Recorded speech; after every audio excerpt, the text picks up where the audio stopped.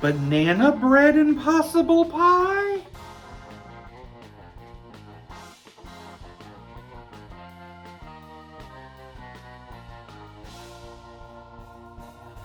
First, you need 2 ripe bananas.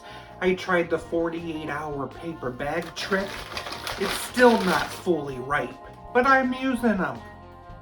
Let's place those in a blender. Quick blend. Half cup of my favorite ingredient, Bisquick. I think that's what makes it impossible. 2 eggs.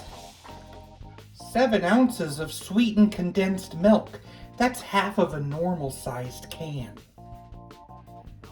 1 cup of milk. A tablespoon of melted butter. Teaspoon of vanilla.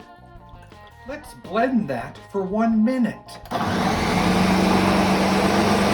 Prepare a pie plate and pour in that batter. I'm baking it at 400 for about 25 to 30 minutes. You need to cook it until it's brown around the edges and soft in the center.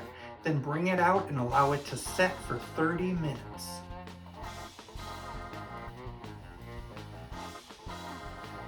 Serve with some whipped cream, ice cream, or Greek yogurt.